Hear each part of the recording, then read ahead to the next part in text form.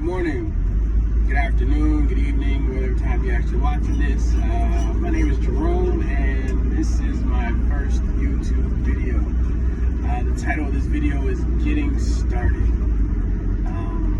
And the reason why I titled it Getting Started is because this is something that I needed to do, or something that I wanted to do for myself, and that was to get started. So I wanted to create a YouTube channel. It's been in my mind forever. I just didn't know how to do it. I didn't know if I was confident enough to talk to the camera, because in actuality, there's nobody there right now. It's just me in this car, holding this cell phone, about to upload a video. And that's the reality of it. So some people do well at, having internal meetings allowed. And I'm not sure if I was that guy, but I figured let me just go ahead and try it, because maybe someone out there is probably like me, wanting to start a YouTube video and a YouTube channel, and they just haven't had the incentive to just go and get started. So with that, this channel is basically about me, my interests, things that I like, things that I dislike, a little bit of family life, but I'm going to keep that to myself because, my hopes is I will grow to 1,000 subscribers in a short period of time. So I don't want everybody in my business like that. So what I post is what I want you to know. What I don't post, obviously, I don't want you to know. And if you know me, you already know. So, I run a lawn care business, and I enjoy it. I came from corporate America where, shirt and tie and, watch what you say, watch how you act, even though you got to do that now, in any business. However, this was the mainstay. You couldn't really basically say what you wanted to, and it was just too much song and dance for me to where it felt like I was in a box. I wasn't who I wanted to be. So a couple of years ago, I decided, I want to do something different. And my son came to me and said, hey, Dad, I want to make some money. And I was like, okay, well, what can we do?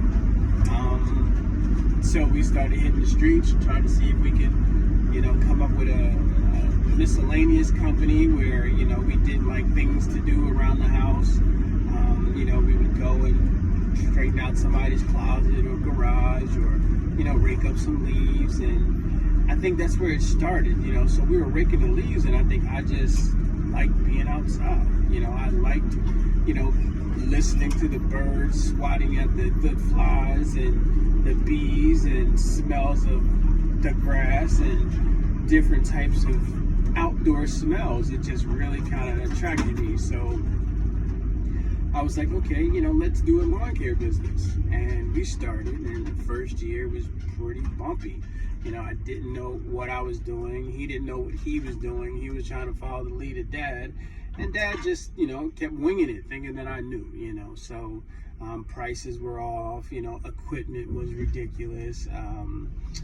Transportation wasn't right, but I still enjoyed being outside, and I saw the potential in it. There was so much potential into lawn care that I saw, that I was like, I think I really want to do this, So, but however, you got to do it right. You have to do it right. You can't just be the guy with the truck and the trailer and the Dragon Ball Z t-shirt with a couple of holes in it saying, hey, I'm coming to cut your grass. There are folks that will hire you. Don't get me wrong. These folks will say, yes, cut my grass for $20, no more, no less. However, that's not the avenue I want to take. I used to look at a local landscaping company in the area, and I saw how, they actually grew from being, small residential until they just went straight commercial, and now they're in 3 states, and they're in my backyard, I'm just like, wow, this is really cool. So obviously there's something in this if you got, trucks in different parts of the area from, DC, Maryland, Virginia, and then you're in Pennsylvania and Delaware. So, do your research, you can find out who that company is. But I definitely admired their plan, what they did. I wanted to do. So I just kept seeing these guys, and I just kept going out and, you know, perfecting my craft every day, you know, every opportunity I got. So whether it was watching a YouTube channel or subscribing to a podcast or just watching or tagging along with another company, it just all gave me all of the information that I needed to tell me to get started. So about 3 years ago, I really got started. I really pushed forward with it. I think I got started probably mid-season and ended up with probably 15 customers to close the season out. And it was cool, you know, it was cool. But again, I felt like I did a lot of things wrong. You know, I was chasing the money. You know, I knew I could make $60 here, or I knew I could make $50 here, but not take into account that I needed to travel to get this money. So I was going like 10 miles in between, you know, 15 miles or, you know, 20 minutes. And there was so much grass in between my starting point and my destination that at some point it just didn't make sense. You know, at the end of the season, I looked up and I was like, dang, I don't have any money. You know, well, what did I do? And I thought I was making money because money was coming in, but it was so little that it was spinning. It was going out right away. I didn't have an opportunity to even, you know, save anything, to even, you know, purchase newer equipment or, you know, hire the right folks or anything like that. So, you know, I made a lot of mistakes in the beginning, but I'm not going to call them mistakes. Those were hurdles. And there's a couple of hurdles that I hit and a couple of hurdles that I cleared. So I just stayed on the track and just kept running this race to where I was able to slow down and get into a pace and just figure out what my rhythm was and then what I wanted to do with the business.